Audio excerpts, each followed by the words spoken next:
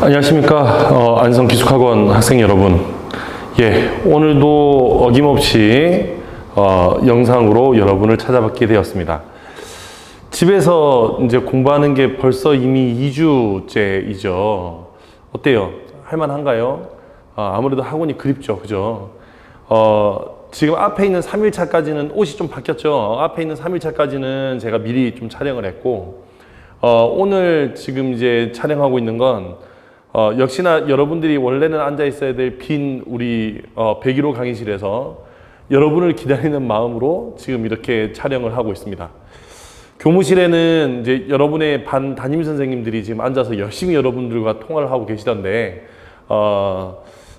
저는 어쨌든 지금 이렇게 나와서 여러분을 영상으로나마 만나게 돼서 한편으로는 이제 걱정도 되고, 이제 여러분들이 집에 잘하고 있을지 걱정도 되고, 또 한편으로는 또 이렇게 하니까 너무 허전하기도 하고, 하여튼 만 가지 마음이 교차합니다.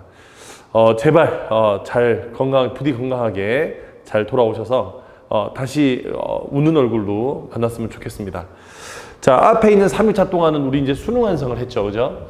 그래서 수능 완성 이제 그 3일에 걸쳐서 경제 지문들을 한 지문 한 지문씩 정리를 했는데, 오늘은 제가 이제 말씀드렸던 대로 경제 지문 중에서 기출 문제 중에서 또 한 2지문 정도를 마련해서 오늘 요 수업하고 내일 여러분이 보시게 될 영상 이틀로 나누어서 그렇게 해서 수업을 준비해 봤습니다. 일단 오늘 지금 해야 될 지문은 작년 수능 문제고요. 2020학년도 수능. 우리 이제 실전에서 대부분 다 풀어보셨을 테니까 잘 아실 거고, 이미 이전에 기출 문제를 한번 풀긴 풀었지, 그지? 대신에 이제 오늘 여러분이 보셔야 될 건 이게 정답이 몇 번이냐가 중요한 게 아니라 어떤 메커니즘으로 어떻게 문제가 이렇게 나오는지, 그 다음에 또 여기는 이런 형태의 지문이 또 안 나올 일은 없으니까, 예를 들어서 배경지식 없이 우리가 이제 경제 지문을 풀어야 될 때 그때 우리가 주의 깊게 봐야 될 것들이 무엇인지에 대해서 제가 하나하나 설명을 해드릴 테니까 집에서 열심히 영상 보시고, 또 마찬가지로 여기는 이 영상 보시면서 열심히 복습을 좀 해주셨으면 좋겠습니다. 그 교재는 따로 필요가 없겠죠. 지금 본인들이 기출문제를 다 가지고는 있을 테니까 가지고 있는 기출문제에 작년도 거니까 거의 기출문제 처음 시작 부분에 있겠네, 그지? 시작 부분에 있을 테니까 시작 부분 펴시면 될 것 같고, 각자 가지고 있는 기출문제.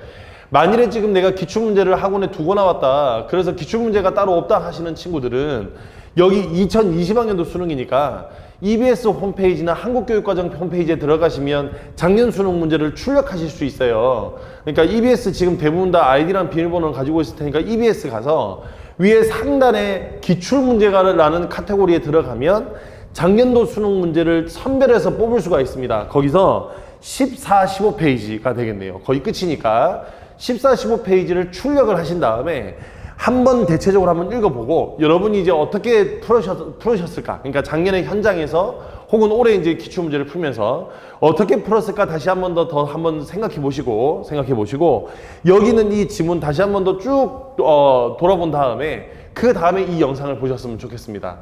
그래서 영상을 무조건 보고 따라오려 하지 마시고, 되도록이면 한번 다 풀어보고 그 푼 거 가지고 따라오셨으면 좋겠어요.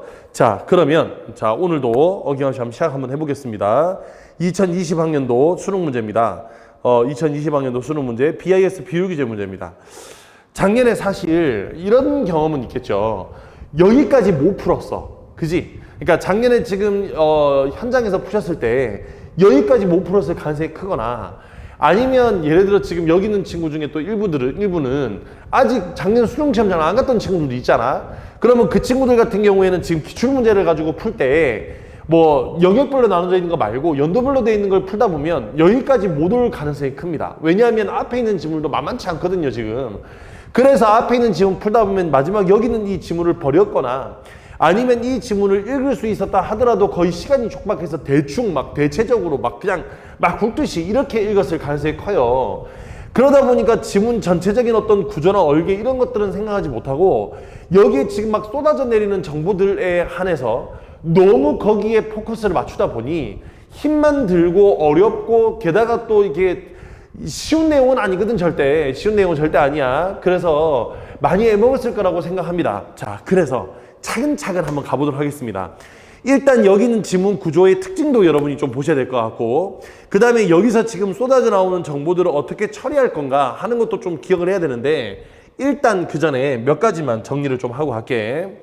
자, 첫 번째, 사회 지문이든 경제 지문이든 뭐 법 지문이든 무슨 지문이든 간에 우리가 지금 풀어야 될 이 독서 지문은 항상 제가 말씀드린 것처럼 첫 문단이 중요합니다. 알겠죠? 첫 문단이 중요하다. 그러니까 왜 첫 문단이 중요하냐면 항상 첫 문단에는 화제를 제시해 줍니다. 그러니까 화제를 제시해 준다는 말이 무슨 말이냐? 결국 이 글 전체를 관통하는 핵심적인 요소들을 여기서 설명해 줄 거다 하는 거 여러분이 기억하고 있어야 돼. 그래서 이렇게 독서 지문이 나오면 첫 문단이 중요하기 때문에 화제 제시 여기에 주목해야 할 거다.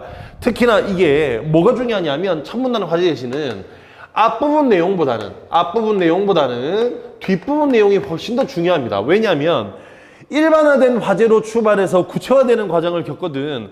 그러니까 우리 지금 수업을 여러 차례 들었거나 아니면 지금 앞에서 이제 뭐 이런저런 설명들을 들었던 친구들은 제가 여러 차례 말씀을 드렸어요. 화제는 앞부분보다는 첫 문단의 뒷부분에 나올 가능성이 크다. 그래서 뒷부분에 나오는 화제 잘 보셔야 되고요. 자, 그 다음 두 번째. 지금 이제 유의해야 될 것들 몇 가지 지금 정리하고 가는 거야. 자, 두 번째입니다. 지금 여러분들이 이 지문을 보면서 느꼈는지 모르겠지만 이 글은 철저하게 통시적 관점에 대한 글입니다. 여기서 통시적 관점에 대한 글이란 건 무슨 말이냐면 통시적 관점에 대한 글이란 건 시간의 흐름에 따라 구성되어 있다. 시간의 흐름에 따라서 구성되어 있다.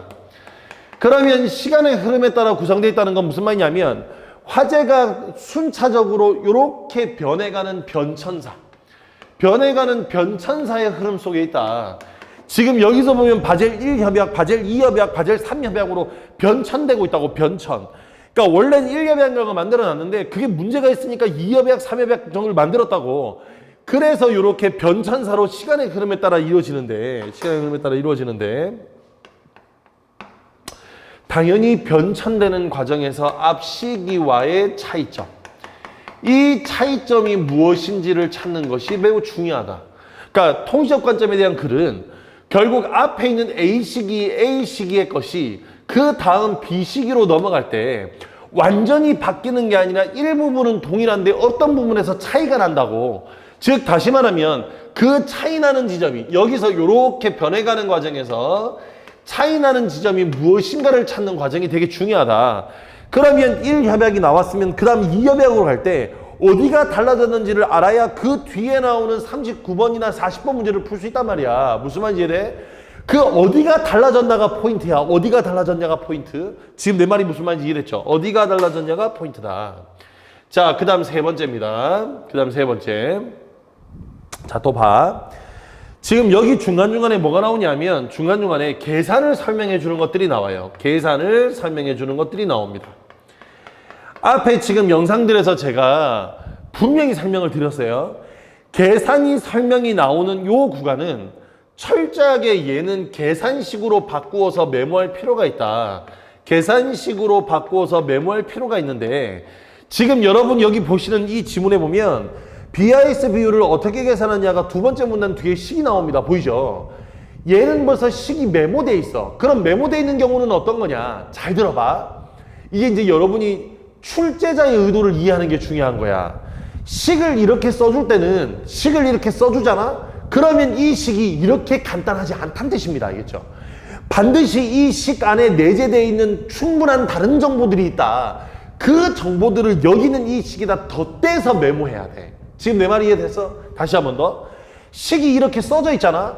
그러면 이렇게 써져 있다는 얘기는 이 식이 절대 이렇게 간단한 변수로 이루어지지 않는다는 뜻인 거야. 그 안에 분명히 요소의 변수들이 있기 때문에 이 식 위에다가 함께 세워주는 과정이 중요합니다. 지금 내 말이 무슨 말인지 이해가 됐죠? 그래서 이런 과정이 중요하다는 거 기억해 두고 계셔야 됩니다. 자, 그러면 여기는 이 세 가지 모두 다 잘 기억하시면서 일단 여기는 이 첫 문단부터 차근차근 읽어올 건데 여기서는 지금 각 시기의 차이점이 결국 이 계산의 차이로 나타난다. 각 시기의 어떤 이 차이점이 결국 이 계산식으로 나타나는 거 잘 기억해 두시고 여기는 이 계산식에서 각각의 차이점을 잘 찾아가면 뒤에 있는 문제가 생각보다 쉽게 잘 풀린다는 점, 예, 요거 하나만 여러분이 잘 기억하시면 이런 지문이 나올 때 내가 어떻게 대처해야 되겠다 하는 것들을 좀 정리하실 수 있을 겁니다. 자, 그러면 지금부터 한번 읽어보도록 할게요. 자, 첫 문단 되겠습니다. 국제법에서 일반적으로 조약은, 자, 지금 이제 조약에 대한 설명을 시작해서 조약에다 네모 한번 쳐봐. 국가나 국제기구들이 그들 사이에 지켜야 할 구체적인 권리와 의무를 명시적으로 합의하여 창출하는 규범이다. 자, 권리나 의무를 명시적으로 합의하여 창출하는 규범이래.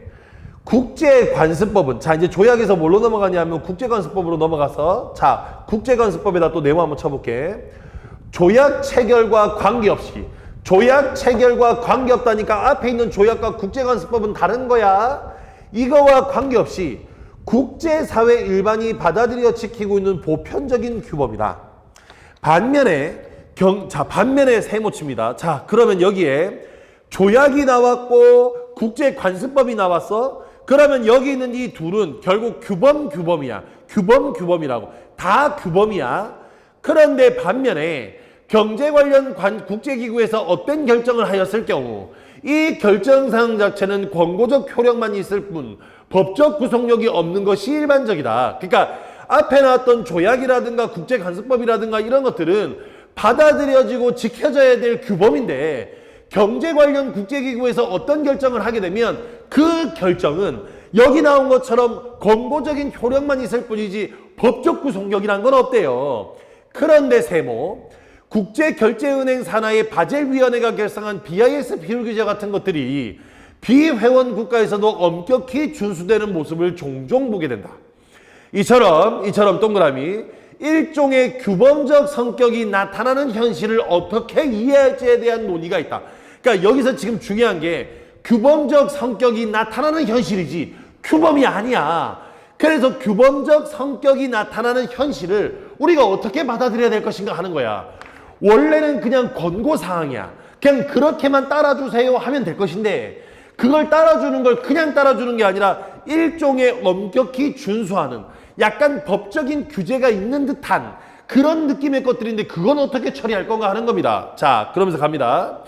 이런 위반에 대한 제재를 통해 국제법의 효력을 확보하는데 주안점을 두는 일반적인 경향을 되돌아보게 한다. 그러니까 여기서 국제법의 효력을 확보하는데 주안점을 두는 일반적인 경향을 돌아보게 된대. 곧 밑줄 꺼볼게. 신뢰가 형성하는 구속력에 주목하는 것이다. 거다 밑줄 꺼봐. 그러면 이 말은 뭐냐면 법적 구속력이 아니라 신뢰가 형성하는 구속력에 주목하게 된대. 그러면 결론적으로 이야기하자면 자, 이렇게 되는 거야. 경제 관련 위원회에서 만들어진 그런 규칙들은 법적인 규칙이 아니기 때문에 법적 구속력은 없는데 대신에 신뢰가 구속력을 가지게 돼. 뭐가 가져간다고? 신뢰가 구속력을 가지게 된다고. 그래서 앞에 나왔던 조약이나 국제관습법과는 다르게 이런 규범들은 신뢰가 형성하는 그런 구속력에 주목하게 됩니다. 이해가 됐나요? 자, 그러면 여기서 이제 여기까지 됐어. 자, 그래 놓고 우리 잠깐 가운데 있는 거 BIS 비율 보기 전에 마지막 문단으로 갈게. 그러면 결국 잘 봐라. 첫 번째 화제는 뭐였냐면 이런 거야. 경제위원회와 같은 곳에서 만들어져 있는 그런 규범들은 원래 법적인 구속력이 없어. 그래서 지키든 말든 상관이 없는데 엄격하게 지키려 하는 노력이 있대. 그건 뭐 때문이라고? 그렇지. 마지막에 나왔던 그 신뢰 때문이야. 그러면 여기는 이 첫 문단 마지막에 신뢰라는 단어가 중요한 단어겠죠. 그죠? 자, 그러면서 마지막 문단 갑니다. 왜냐하면 그 가운데 껴있는 모든 BIS 비율은 이걸 설명하기 위한 예시야, 예시. 이건 BIS 비율 규제가 이 글의 핵심 화제가 아니라 결국 경제위원회에서 한 건 왜 신뢰성을 지키려고 하는가에 대한 예시로 이 BIS 비율 규제를 예시로 든 거야. 자, 그래서 마지막 문단 봐봐. 바젤위원회에서는, 지금 우리 마지막 문단 보고 있다. 바젤위원회에서는 은행감독 기준을 협의하여 제정한다. 그 헌장에서는 회원들에게 바젤 기준을 자국에 도입할 의무를 부과한다. 하지만 세모, 바젤위원회가 초국가적 감독 권한이 없으며 그 결정 또한 법적 구속력이 없다는 것 또한 밝히고 있다. 무슨 말인지 알겠죠? 그러니까 결국 여기서 정해진 이 모든 것들은 법적 구속력이 있는 것이 아니야. 바젤 기준은 100개가 넘는 국가에 채택하여 따른다. 이는 국제구의 결정에 형식적으로 구속을 받지 않는 국가에까지 자발적으로 받아들여 시행하고 있다는 것인데, 이는 현실을 말랑말랑한 법의 모습이라고 설명한다. 이때 조약이나 국제관습법은 그에 대비해 딱딱한 법, 이게 뭘 가지는 거? 법적 구속력을 가지는 법입니다. 그래서 여기는 이 바젤 기준도 장래는 딱딱하게 응고될지 모르죠. 그런데 지금은 말랑말랑한 법의 모습이랍니다. 그럼 뭐가 중요해? 결국 여기서 바젤 위원회에서 선택해놓은 이 모든 것들은 법적 구속력을 가지는 것이 아니라 뭘 가진다고? 신뢰가 형성하는 구속력에 주목하고 있다는 첫 번째 문장을 끌어와 봐야 돼. 그러면 38번에 왜 정답이 3번인지 알 수 있어. 38번에 왜 정답이 3번이야? 딱딱한 법은 일반적으로 제재보다는 신뢰로서가 아니라 신뢰보다는 제재로서 하는 거고, 그러면 여기서 신뢰는 법적 구속력이 아니라 뭐라고? 법적 구속력이 아니라 뭐라고? 말랑말랑한 법들이 그걸 지키도록 되어 있다는 거야. 그래서 일단 이 둘 사이의 차이점을 여러분이 이해해야 되는 거야. 여기는 이 첫 번째 문단에서의 화제는 결국 딱딱한 법과 말랑말랑한 법 사이의 차이점. 얘는 법적 구속력을 가지는 거라면 이 말랑말랑한 법은 신뢰를 통한 구속력을 가진다 하는 게 이 글의 핵심 화제였다. 이해가 됐어? 요렇게 여러분들이 판단해 주셔야 됩니다. 그래서 38번의 정답은 3번이 되는 거예요. 그리고 이제 이걸 설명하기 위해서 가운데 그 수많은 내용의 BIS 비율 규제에 대한 설명을 집어넣은 거야. 지금 내 말이 무슨 말인지 이해가 됐죠? 자, 그러면 이제 여기까지는 우리가, 여기는 이제 무슨 말인지 알겠어? 이렇게 해서 낸 문제가 38번 문제니까 거기 있는 그 38번 풀면 되는 거야. 자, 그러면 이제 우리의 메인 DC로 가겠습니다. 여기는 이 지문의 핵심 메인은 결국 여기 나오는 이 BIS 비율 규제입니다. 여기 나온 식들을 우리가 어떻게 처리할 수 있을 건가 하는 것이 결국 뒤에 나오는 39번과 40번 문제, 여기는 이 고난이도 문제를 푸는 키가 될 겁니다. 이해가 됐죠? 자, 그러면 여기서 요 두 가지를 잘 생각하고 있어야 돼. 통시적 관점은 변천사니까 반드시 뭐 한다고? 차이점은 뭘까? 이런 게 나온다고. 무슨 말인지 알겠죠? 이게 나온다고. 그 다음 계산을 설명하고 있는 여기는 이 글에는 결국 중간중에 들어가 있는 이 계산식이 메모가 돼야 되는데 메모가 된 계산식은 있다 그래서 지문 안에. 그러면 지문 안에 계산식은 있으니까 그 계산식에 필요한 변수가 무엇인가를 차곡차곡 집어넣어 보자, 정보 안에. 이해가 됐죠? 자, 요거 잘 생각하면서 지금부터 가겠습니다. 자, 두 번째 문단 가볼게요. 자, BIS 비율은 은행의 재무 건전성을 유지하는 데 필요한 최소한의 자기자본 비율을 설정하여 궁극적으로 예금자와 금융 시스템을 보호하기 위해 바젤위원회가 도입한 것이다. 자, 은행의 재무 건전성을 유지하기 위한 거야. 자, 이때 바젤위원회에서는 BIS 비율이 적어도 규제 비율인 8%는 되어야 한다는 기준을 제시했어. 그래서 이와 같은 식으로, 자, 그거 한번 써볼게. 자, BIS 비율은 어떻게 되느냐? BIS 비율은 어떻게 되느냐? 자, 봤더니 여기에 자기자본에 위험 가중 자산을 나누어서 100%로 하면, 그래서 몇 프로를 넘기는 거라고? 8% 이상 되게 만든다는 거야. 8% 이상 되게 만드는 게 포인트야. 자, 그럼 BIS 비율이란 건 결국 이 비율상에서 뭐 한다고? 8%를 만들어내는 겁니다. 자, 문제는 내가 아까 얘기했죠. 이렇게 식을 주는 경우 결코 여기서 식이 이렇게 간단하게 끝나지 않는다. 반드시 여기는 이 식이 복잡한 형태의 변수들이 여기에 끼게 됩니다. 무슨 말인지 알겠죠? 그 복잡한 형태의 변수들을 여러분이 판단해야 되는 거야. 자, 갑니다. 여기서 자기자본은 시작부터 자기자본은 은행의 기본자본, 보완자본, 단기 후순위 채무의 합이래. 그러면 여기는 이 자기자본이란 건, 자, 잘 따라오고 계시죠? 그죠? 여기서 자기자본이란 건 은행의 기본 자본에다가 플러스 여기에 보완자본에다가 플러스 단기 후순위 채무를 더하는 거래. 요렇게 더하면 자기자본이 나온다는 거야. 여기까지 됐죠? 자, 그 다음에 위험가중자산은 자, 위험가중자산은 보유자산의 각 자산의 신용위험에 대한 위험가중치를 곱한 값들. 보유자산에다가 자기가 보유하고 있는 그 자산에다가 곱하기 위험가중치를 곱해서 나온 것의 합이야.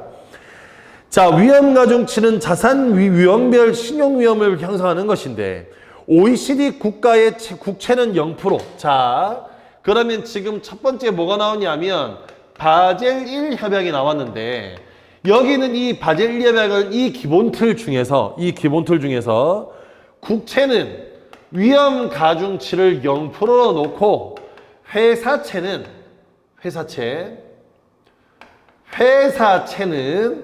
100%로 놓았어. 그래서 획일적으로 부여되었다.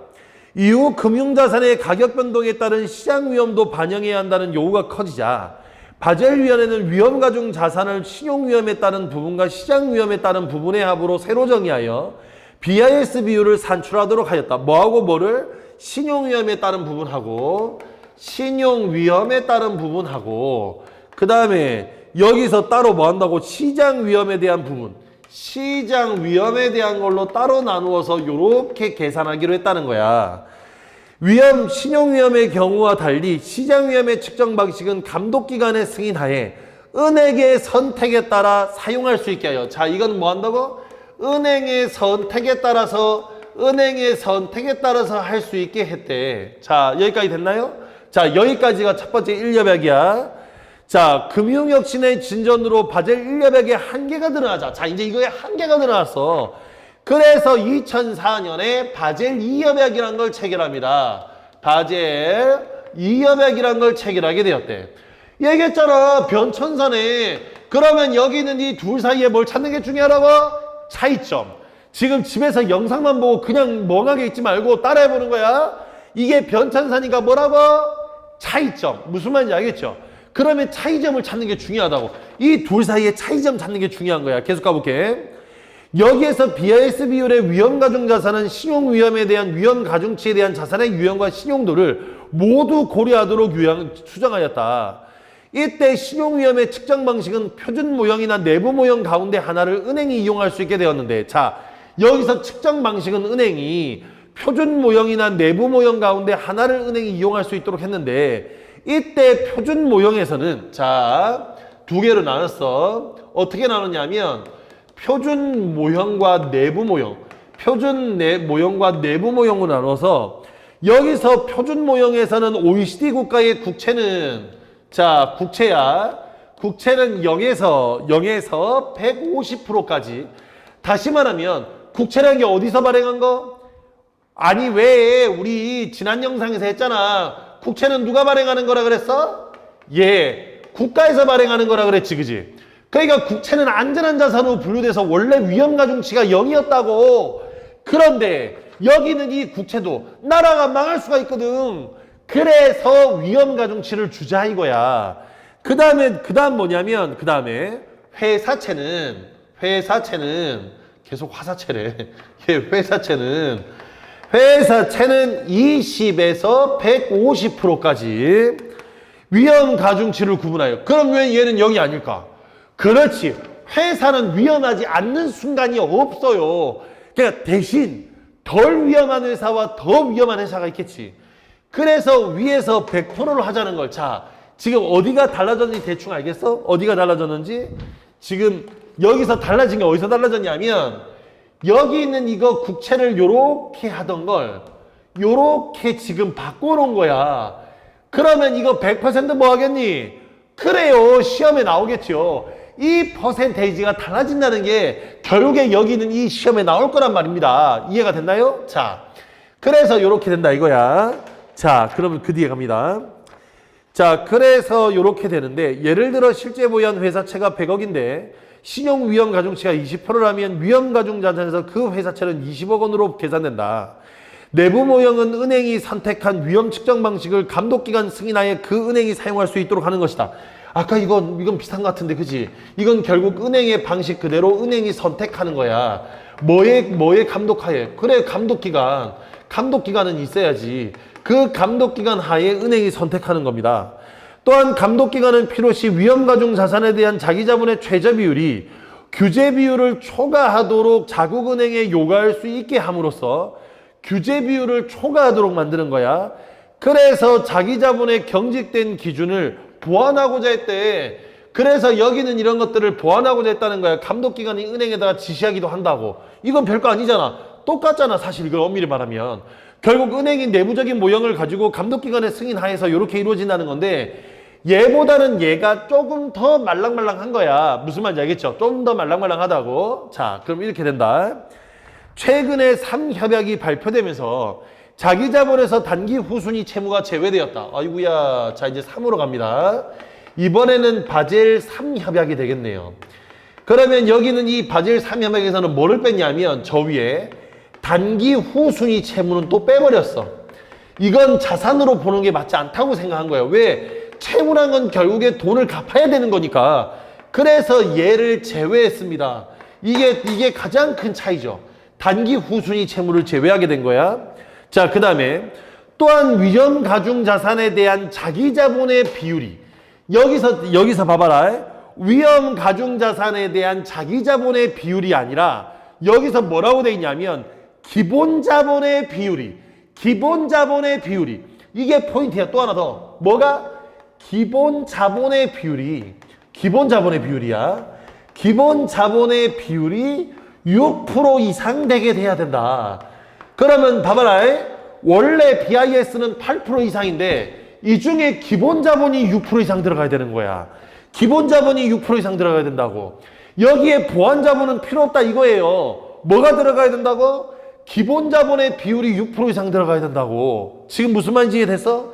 그러니까 지금 여기 있는 것 중에서 얘는 빼고 여기 있는 이 두 개가 8%가 돼야 되는데 그 중에서 얘가 6% 이상인 거야. 이게 차이점이지. 차이점 큰 거 두 개 나왔네. 그죠? 자, 그래서 손실보건력을 강화하였다. 이처럼 새롭게 발표되는 바젤 협약은 이전 협약에 들어있는 관련 기준을 개정하는 효과가 있다. 그래서 개정된 거야. 식은, 전체적인 식의 틀은 얘가 기준 틀이고 여기 있는 이 기준 틀에 변화를 준 거야. 얘는 이렇게 됐던 일괄적인 방향이 이렇게 국채화 회사채를 유연하게 가져가고 거기에다가 바젤 3 협약을 통해서 뭐 한다고 이렇게 만들었다고. 그러니까 이게 왜 이렇게 됐냐면 결국에 국제시장에서 계속 벌어지는 외환이기 때문입니다.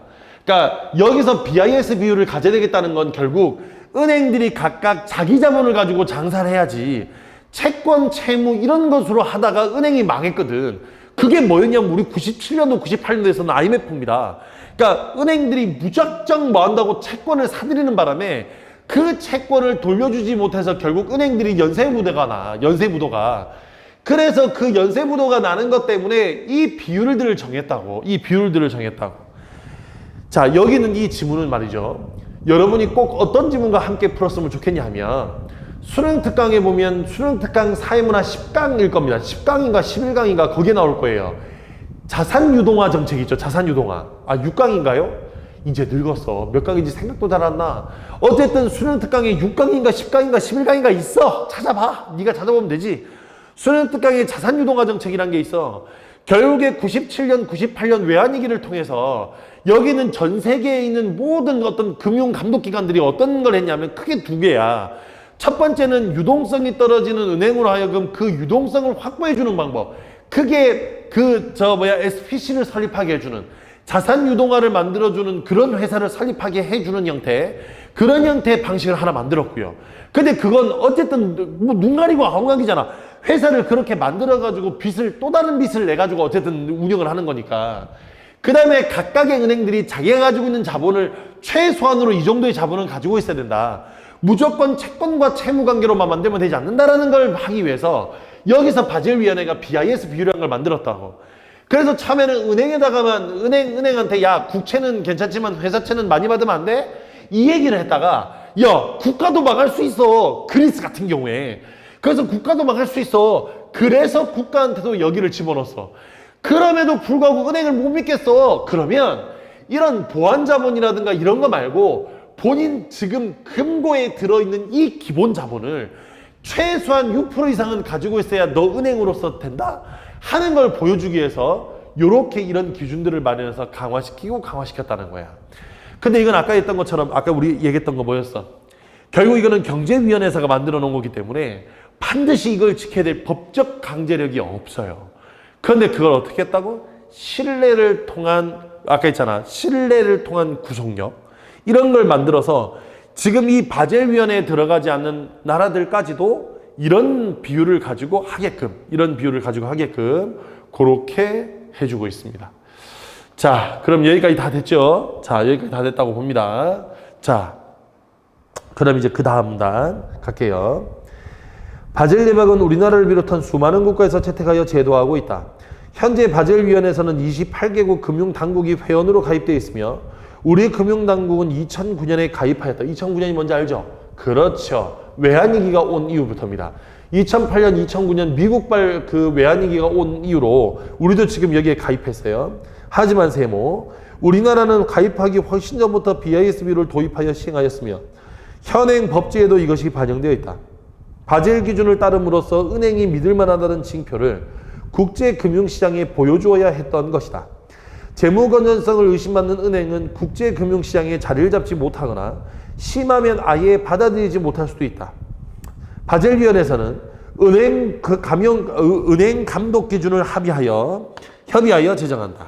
그 현장에서는 어쩌고 저쩌고. 자, 그래서 마지막 문단까지 읽었으니까 그 뒷내용은 그런 내용이었다. 그럼 결국에 이거의 차이점, 여기는 이 식의 계산, 요런 게 문제로 나오겠네. 그래서 얘기했잖아. 차이점 찾고 계산식을 메모해 가는 과정이 중요하다. 요렇게 메모해 주는 과정이 중요하다. 무슨 말인지 알겠죠? 자, 그럼 뒤로 넘겨서 자, 39번 문제 한번 풀어보도록 하겠습니다.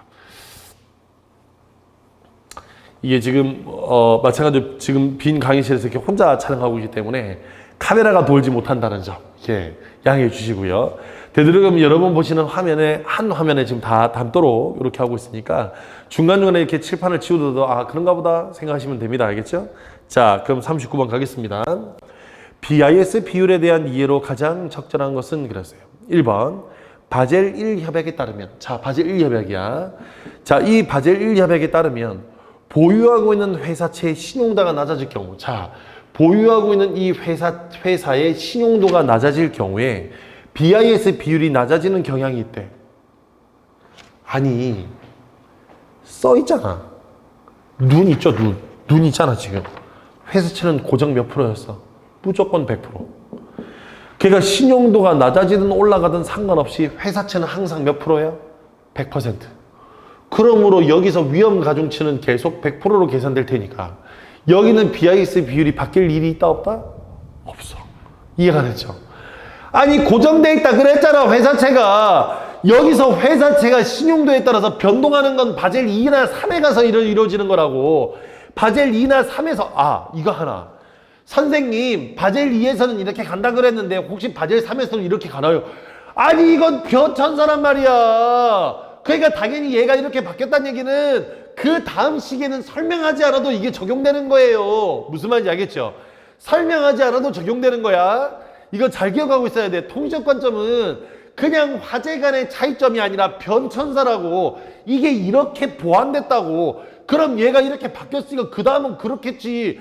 그러니까 차이점이 아니니까 써져 있지 않는 거야, 본문 지문에. 무슨 말인지 알겠죠? 차이점이 아니니까 그 다음 시기에 써져 있지 않는 거라고. 지금 내 말이 이해됐어? 자, 그럼 다시 한 번 더.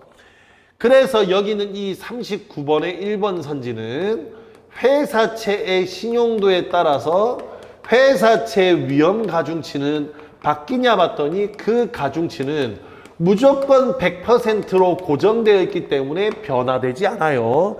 그래서 1번은 틀린 말. 자, 2번 갑니다. 2번. 바젤 2협약에 따르면, 자, 이제 2협약이야. 각국의 은행들이 준수해야 되는 위험 가중 자산 대비 자기 자본의 최저 비율은, 자, 여기서 자기 자본의 최저 비율이야. 그러면 은행들이 준수해야 되는 위험 가중 자산 대비 자기 자본의 최저 비율인데 여기 지금 바젤 2협약을 가면 이 자기 자본의 최저 비율이 맨 마지막에 금융감독기관에서 뭐 할 수 있어? 그래, 필요시마다 자기 자본의 최저 비율이 규제 비율을 초과하도록 바꿀 수 있대잖아. 그래서 얘는 자기 자본의 최저 비율이 고정되어 있는 것이 아니라 뭐가 가능하다고? 변화가 가능하다. 됐죠? 변화가 가능하다. 이렇게 되는 거야. 자, 그래서 2번 동일한 게 아니네. 자, 그 다음 3번 갑니다. 바젤 2협약에 따르면 보유하고 있는 OECD 국가의 국채를 매각한 뒤에 회사채에 투자한다면 이렇게 BIS 비율은 올라가는군. 얘들아, 여기서 국채와 회사채가 각각의 비율이 달라지기 때문에 항상 높아진다? 항상 높아진다고? 높아질 수도 있고 어떻게 돼? 그렇지, 국채가 더 위험할 수도 있고 회사채가 더 위험할 수도 있으니까 높을 수도 있고 뭐 할 수 있어? 낮을 수도 있겠죠. 예시 안 들어봐도 되겠지, 그지? 그래서 얘는 그 항상이란 말이 틀렸어. 항상이란 말이 틀렸어. 얘들아, 국어 문제 풀 때 내가 한 가지 팁을 드리면 저렇게 항상, 언제나, 무조건 이런 거 나오면 틀릴 가능성이 높아요. 요건 팁이야. 만약 내가 찍어야 되는 상황인데 항상이란 말이 써져 있으면 의심해야 돼. 이건 틀린 말이야. 야, 항상이란 건 예외 없다는 얘기잖아. 이 예외 없다는 게 얼마나 무서운 일인지 알겠어? 예외가 없다는 건 진짜 무서운 일이야. 그래서 예외가 없다라는 말이 적혀 있으면 아닐 가능성이 높다고. 무슨 말인지 알겠죠? 그래서 항상 이거 아닙니다. 자, 그 다음 갈게요. 자, 4번에 바젤 200에 따르면 시장 위험의 경우와 마찬가지로 감독기관의 승인하에 은행이 선택할 수 있는 측정 방식. 이게 이 둘 사이에 뭐였어? 공통점이라고 설명했잖아. 그래서 정답이 몇 번이야? 정답은 4번. 예. 바젤 3협약에 따르면 위험 가중자산 대비 보완자본이 최소 2%는 돼야 된대.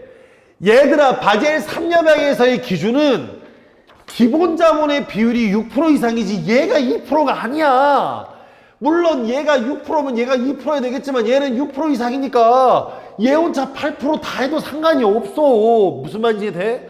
그래서 얘가 6% 이상만 내면 되는 거야. 얘는 기준이 아니라고.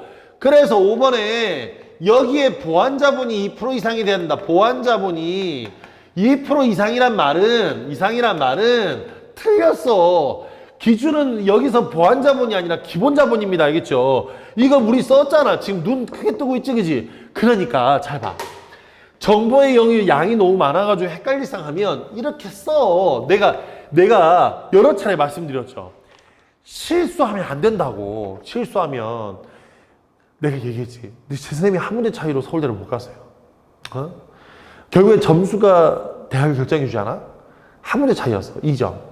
근데 나는 그것 때문에 서울대를 못 간 게 아쉽지 않아. 그러니까 나는 충분히 좋은 학교를 나왔어. 그리고 지금 이 생활에 나는 스스로 만족하고 있어요. 다만 이놈의 코로나 때문에 이게 힘들어서 그렇지 여기 있는 이 생활에 나는 만족하고 있다고. 예? 그런데 내가 얘기했잖아. 그 한 문제가 사실 뭐가 내가 문제였냐 하면 그것 때문에 등록금이 달라졌다니까. 내가 나왔던 학교하고 서울대하고의 등록금은 그래도 200만 원 이상 차이 났어요. 한 학기에. 한 문제가 1,600만 원을 좌우합니다. 무슨 말인지 돼? 8번 내야 되니까. 그러니까 내가 했잖아. 실수하지 않으려면 이렇게 정보의 양이 쏟아지잖아. 지금처럼 메모하는 게 가장 좋아. 이렇게 키워드를 빼서 메모하는 연습을 하잖아? 그럼 되게 쉬워져. 무슨 말인지 돼? 지금 이제 화면으로 잘 보는 건 모르겠지만 여기 봐. 잔뜩 뭐가 적혀 있지, 그지? 뭐가 잔뜩 적혀 있어. 다 써본 거야. 무슨 말인지 돼? 야, 나라고 용가리 통변이 이걸 내가 어떻게 알아? 무슨 말인지 돼? 나나 비문학 차이는 사실 얼마만큼 좀 더 정확하고 효율적으로 읽는 차이가 있을 뿐 이걸 모른다는 사실은 동일한 거예요. 너나 나나. 이해가 됐지? 한번 써보면 좋습니다. 자, 그래서 39번의 정답은 4번이 되겠고요. 자, 40번 문제로 갈게요. 40번 문제는 이제 보기에 여러 정보들이 들어있어. 첫 번째가 여기서는 바젤 2협약을 썼다는 내용이고요. 그것 때문에 회사채는 지금 계속 화사채래. 회사채는 50% 이상, 50%로 지금 잡아놨다. 위험 가중치를 50% 잡아놨고요.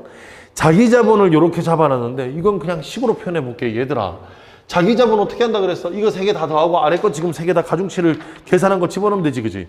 그럼 집어넣으면 어떻게 돼? 50억 더하기 20억 더하기 얼마야? 40억이고 아래쪽에 있는 거 계산한 거 그대로 넣으면 위험 가중치 넣은 대로 이렇게 계산해서 넣으면 바젤 2 협약상 얘는 11%가 나옵니다. 이거 100% 곱하는 거니까. 됐죠? 11%가 나옵니다. 그러므로 1번에 갑이 은행에 공시한 BIS 비율은 바젤위원회가 제시한 규제 비율을 상회하는 거 맞지, 그지? 8% 이상만 되면 되는 거였으니까 이해가 됐죠? 8% 이상만 되면 되는 거였으니까. 2번에 은행이 보유 중인 회사채 위험 가중치가 20%였다면 얘들아 회사채라는 게 얘인데 얘가 20%란 얘기야. 그 말은 무슨 말이냐면 잘 들어봐. 원래 원금은 X인데 여기에 20%를 곱했어. 그래서 나온 돈이 300억이었다고. 그래서 300억이었다고.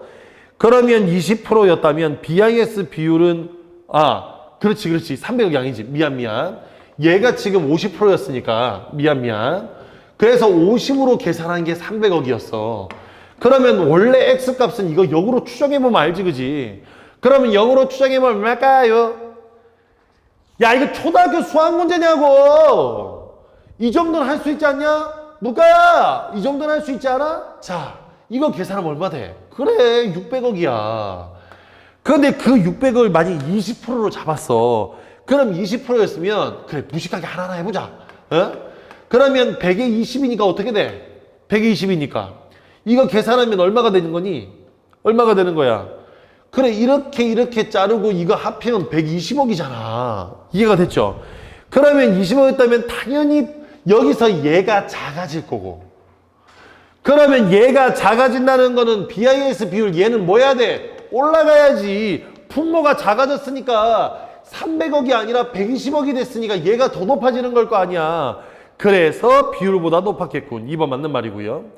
3번에 갑은행이 보유 중인 국채의 실제 규모가 회사채의 실제 규모보다 컸다면, 자, 컸대. 자, 해볼게. 그럼 얘 300억이지. 얘도 지금 회사채도 300억이지. 그러면 지금 여기서 봐봐라. 여기서 지금 위험 가중치는 얘는 얼마를 더한 거? 얘는 50을 더해서 50을 곱한 거잖아. 다시. X에서 50을 더해서 300이 나온 거잖아. 그러면 여기는 이 국채 계산은 도대체 얘가 몇 프로였길래 이게 300이 나오냐 이거야.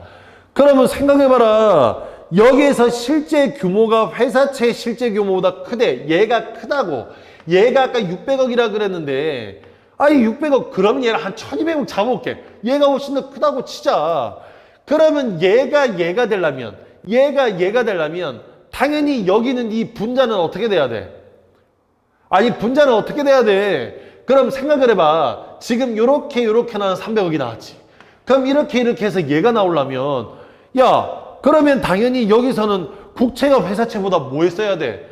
낮았어야 되지. 뭐 20몇 프로 이렇게 됐어야 되겠네. 이해가 됐어? 그러니까 얘가 생각해. 얘가 크면 얘가 작아야 똑같지. 둘 중에 얘가 작고 얘가 커. 그러면 얘가 크고 얘가 작아야 두 개가 똑같을 거 아니야. 바보도 아니고 이 정도 계산할 수 있잖아. 이 정도 계산할 수 있다고. 자, 그 다음에 4번 갑니다. 갑은행이 바젤 1 협약의 기준으로 신용위험에 따른 위험가중 자산을 산출한다면 회사채는 지금 이거 50%로 계산된 게 300억이라 그랬어. 그럼 원래 600억이지. 근데 얘들아 내가 얘기했잖아. 여기서 두 개의 차이점이 중요하다고. 바젤 1 협약은 회사채가 몇 프로? 다시. 바젤 1 협약은 회사채가 몇 프로? 그래 100%야. 50% 계산해서 300억이 나왔으니까 100% 계산하면 600억이 돼야지. 그래서 600억이 되는 거예요. 무슨 말인지 알겠죠? 차이점이 중요하다니까. 계속 이야기하지만 뭐가 중요하다고? 차이점이 중요하다고. 무슨 말인지 알겠죠? 자, 그 다음 5번 갑니다. 갑은행이 위험가 중자산의 변동 없이 보완자본을 12억 증액한다면, 자, 지금 이제 요 식에서 다시 갑니다. 이제 바젤 3협약으로 가는 거야.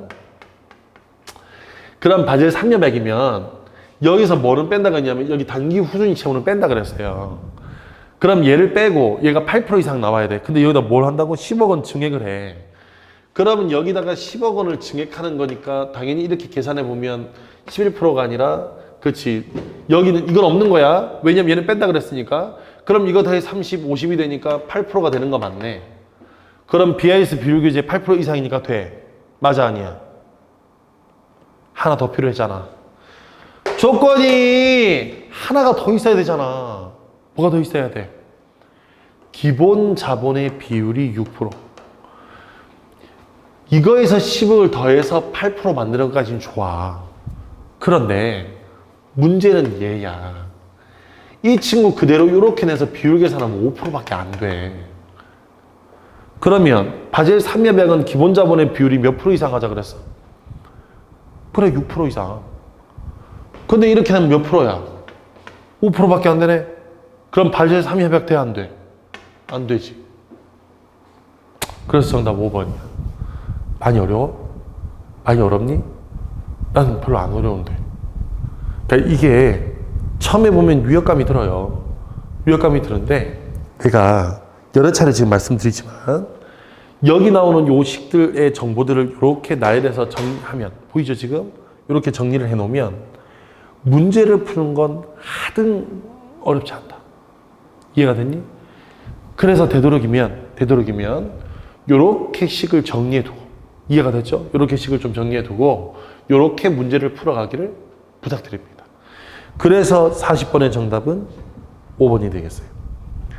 41번에 기억에 해당하는 사례로 가장 적절한 것은 그래서 그러면 기억에 말랑말랑한 법이란 건 뭐였어?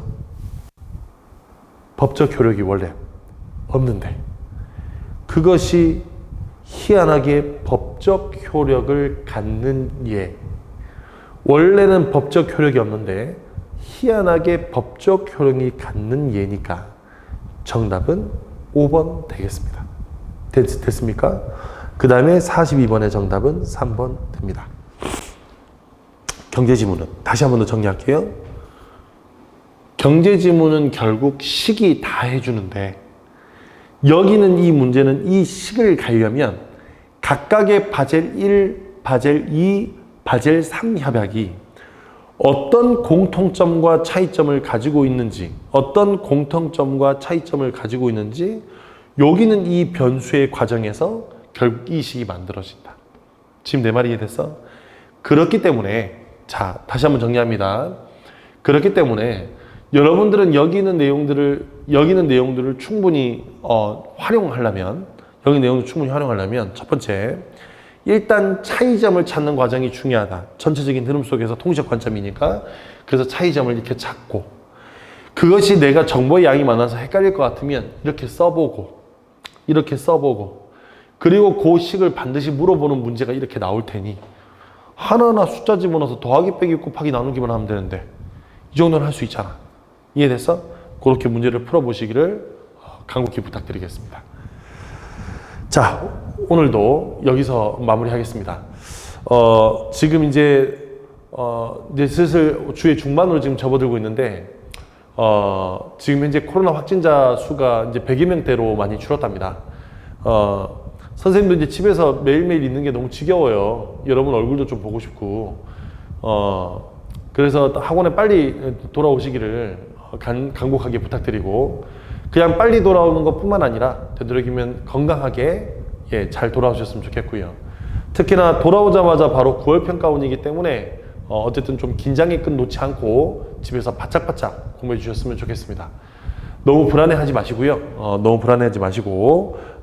또 그렇다고 해서 또 너무 안이하게 해서도 안 되겠지만 너무 불안해하지 마시고 건강한 모습으로 학원에서 다시 뵐 수 있었으면 좋겠습니다. 자, 그러면 내일 이제 마지막 강의. 내일 마지막 강의는 제가 미리 말씀드릴게요. 내일 마지막 강의는 2018학년도 수능 오버슈팅 지문으로 할 겁니다. 이제 환율과 관련된 지문이 우리 수능 완성이 있었기 때문에 환율 관련해서 다시 한 번 더 복습도 해야 되고요. 복습도 해야 되고, 그 다음에 물가 관련한 내용도 같이 좀 이제 곁들여서 좀 정리를 좀 해야 되기 때문에 마지막 지문은 그 지문으로 제가 정했습니다. 그래서 내일 수업 강의 듣기 전에 2018학년도 수능 지문 반드시 출력 인쇄하셔가지고 문제 풀어보시고 거기 있는 거 정리하신 다음에 요 수업 보셨으면 좋겠습니다. 자, 그러면 내일 이 시간에 다시 찾아뵙도록 하겠습니다. 그러면 내일 뵙겠습니다.